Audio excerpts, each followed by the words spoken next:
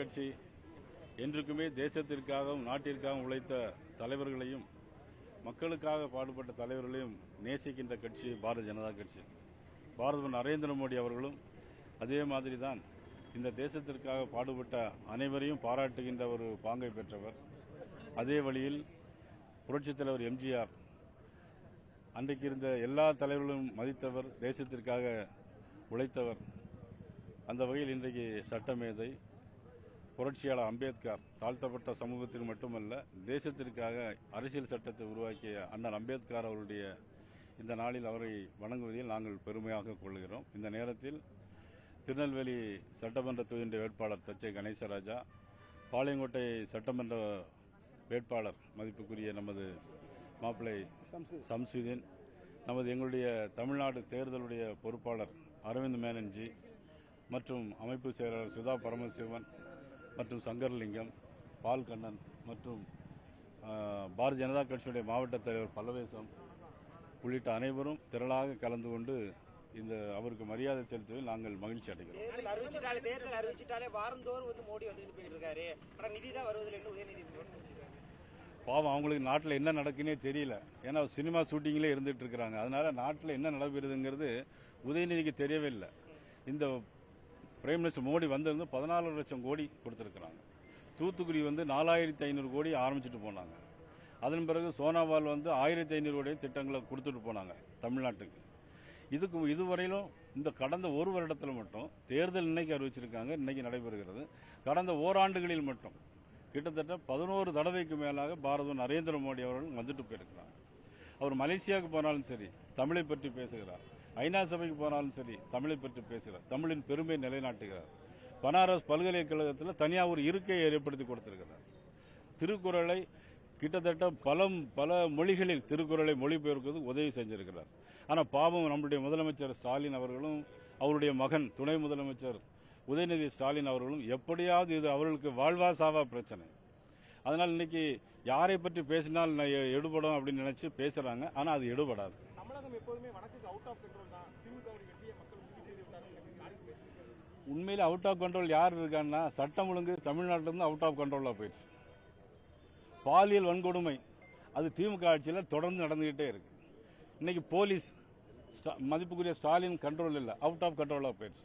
இன்னைக்கு தமிழ்நாடே திமுகவுடைய அவுட் ஆஃப் கண்ட்ரோலா போயிடுச்சு. தமிழ்நாட்டு மக்களும் இன்னைக்கு அவுட் ஆஃப் கண்ட்ரோலா போய் திமுக ஒதுக்கி வைக்க போறாங்க.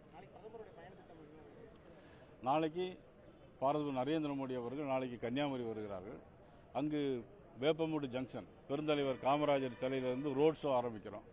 அங்கிருந்து மணிமேடையில் மதிப்புக்குரிய காமராஜர் கலைவாணர் என்எஸ் கிருஷ்ணன் சிலையிலும் அங்கு அந்த பக்கம், அப்புறம் டாக்டர் அம்பேத்கர் அவருடைய ஸ்டேடியத்தில் டாக்டர் அம்பேத்கர் சிலை வழியாக பிறகு வடசேரியில் இருக்கக்கூடிய புரட்சித் தலைவர் எம்ஜிஆருடைய சிலையிலே அன்றைக்கு அந்த நாளைய பிரச்சாரத்தை ரோட் ஷோ முடிக்கிறார்கள். புரட்சித் தலைவர் தமிழ்நாடு மக்களுக்கு நிறைய ஆசீர்வாதம் பண்ண போறார். விஜய் தென் மாவட்டங்களுக்கு வந்துட்டு போனாரு. இளைஞர்கள் ஓட்டு பெரிய அளவு விஜய்க்கு தான் இருக்கின்ற மாதிரியும் தொடர்ந்து விமர்சனங்கள் அது மக்கள் தான் முடிவு செய்யும். சோசியல் மீடியாவில் எல்லாமே இருக்கு. சீனி அப்படின்னு சொல்லிட்டு எழுதிட்டு நக்குனா என்னைக்குமே அது இனிக்காது. அதனால இதெல்லாம் ஒரு பொருட்டு இல்லை. மக்கள் யாரை தேர்ந்தெடுக்கணும், மாற்று அரசு எதுக்கு வரணும். அதாவது தொடர்ந்து திமுக ஆட்சிக்கு வந்தது கிடையாது. இதுவரையிலும் திமுக ஆரம்பித்து தொடர்ந்து மறுமுறை ஆட்சிக்கு வந்தது கிடையாது. இந்த முறையும் மறுமுறை ஆட்சிக்கு வராது.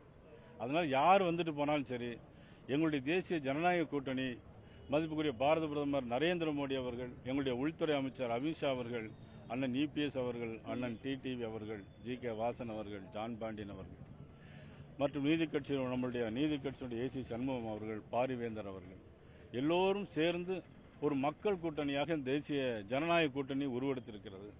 நிச்சயமாக 2 வயது குழந்தைக்கும் 70 பெண்களுக்கும் வித்தியாசம் தெரியாமல் பாலியல் வன்கொடுமை, கற்பழிப்பு சம்பவம். எதனால்? கஞ்சா போதைப் பொருளை யாராவது முதலமைச்சர் ஸ்டாலின் கண்ட்ரோல் பண்ணியிருக்கிறாங்களா? இல்லையே. கஞ்சா போதைப் பொருள், பெத்தமெட்டின் போன்ற ஆர்கானிக் சிந்தட்டிக் போதைப் பொருட்கள் இன்னைக்கு நாட்டில் நடமாட முடியவில்லை. டாஸ்மாக் கடைகள், சொத்து வரி, மின்கட்டண உயர்வு மக்களால் தாங்க முடியாத சூழ்நிலை. எல்லாம் ஏப்ரல் 23ஆம் தேதி முடிவும் வரும்.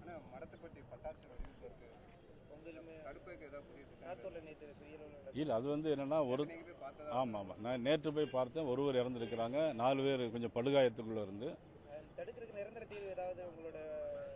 இல்லை, அதாவது என்னென்னா வெம்பக்கோட்டையில் வந்து இந்த குளிரூட்டப்பட்ட தீக்காயத்திற்கான மருத்துவமனை அங்கே தேவைப்படுகிறது. சிவகாசிக்கு போகிறதுனால 3/4 மணி நேரம் அங்கே டிராவலுக்கே தேவைப்படுது. அதுக்கிடையில் உயிரை காப்பாற்ற முடியல. ஒன்று அது ஒன்று. இன்னும் அதற்கென ஆய்வுகள் மேற்கொள்ளப்பட்டு மத்திய அரசும் மாநில அரசும் சேர்ந்து, ஏன்னா ஒரு மக்களுக்கு நன்மை செய்ய வேண்டும் என்று சொன்னால் மத்திய அரசும் மாநில அரசும் சேர்ந்து, நான் சொல்வது பாரத பிரதமர் நரேந்திர மோடி அவர்களும் அண்ணன் இபிஎஸ் அவர்களும் சேர்ந்தால்தான் இதற்கு ஒரு நல்ல முடிவுகள் வரும்.